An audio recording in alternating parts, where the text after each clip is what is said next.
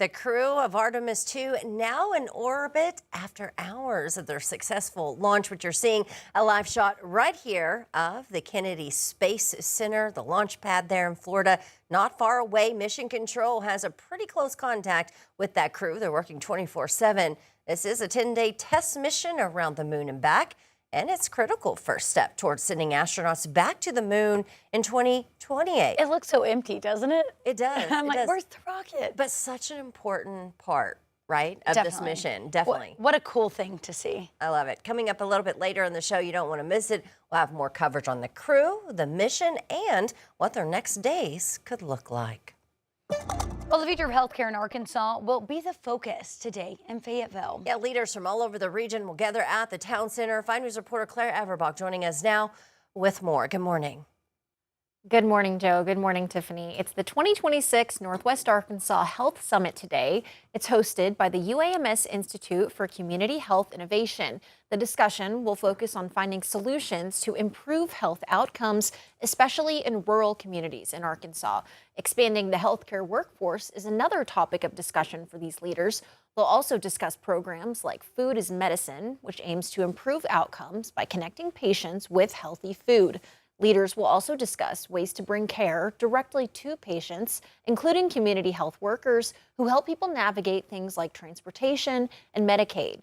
Organizers I spoke with say Arkansas often has some of the worst health disparities, and this summit is about finding ways to close those gaps. They say the summit is just one part of an ongoing effort to improve health across the state.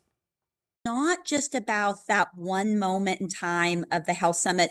It's about bringing together partners who have been working together over several years and will continue to work together. And so it's about making that connection with partners where we're going to continue to work together over time. The summit will be held today from 8 a.m. to 3:30 at the Fayetteville Town Center. If you do plan to go, you'll need to register on the NWA Health Summit website. Claire Everbach, 5 News. Thanks for that, Claire. Well, the Supreme Court heard arguments on Wednesday over the Trump administration's push to end birthright citizenship. The proposal would affect children born in the U.S. to parents who are here illegally or on temporary visas. President Trump attended part of the arguments in person, a first for a sitting president. Well, that outcome of that case could have real impacts for immigrant families in our area. 5 News reporter Bo Russell has more on why some local advocates and attorneys say that this case could change lives. For generations, being born in the United States has generally meant automatic U.S. citizenship. But now, as the Supreme Court takes up that question, people across the country are watching closely. Census data shows foreign-born residents make up 26.6% of Springdale, 18% of Rogers, 12.4% of Washington County, and 12.7% of Benton County. Should the Supreme Court side with President Trump's executive decision to end birthright citizenship, over 250,000 children born in the United States every year would be affected. But immigration attorney Nathan Bogart says citizenship status isn't the only issue being decided by the Supreme Court, but whether a president can try to change a long-standing constitutional understanding through executive action alone. I mean, they're trying to change it with an executive order, right? There's not been a law passed by Congress. There's not been a constitutional convention or any other process to amend the Constitution. Bogart says if birthright citizenship were changed, it would create major legal and practical questions, including what happens to people born here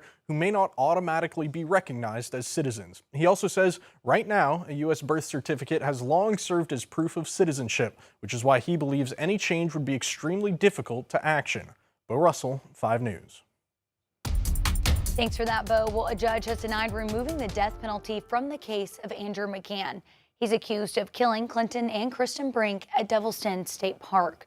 The death penalty motion and dozens of others were heard in McGahn's latest court appearance on Wednesday.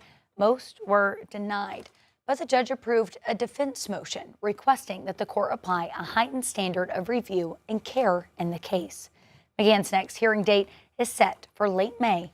No trial date has been set as of yet.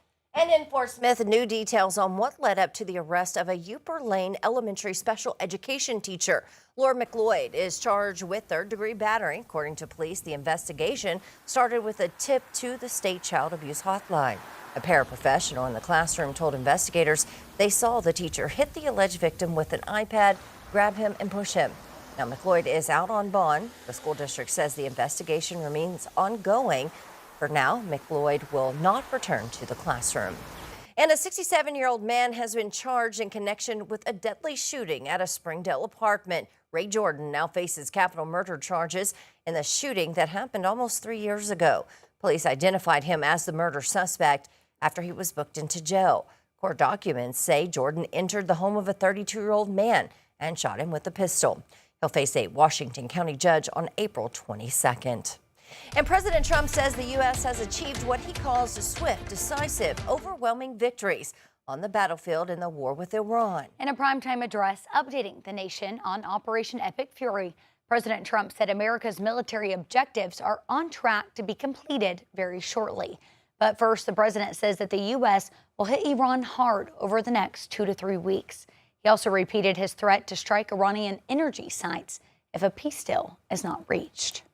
My first preference was always the path of diplomacy, yet the regime continued their relentless quest for nuclear weapons. If there is no deal, we are going to hit each and every one of their electric generating plants very hard. President Trump acknowledged the spike in gas prices since the war began, blaming Iran for attacks on oil tankers traveling through the Strait of Hormuz. He has called on other nations to work to secure the key shipping route with U.S. help. Today, the UK hosts a virtual summit with more than 30 nations to discuss reopening the Strait of Hormuz.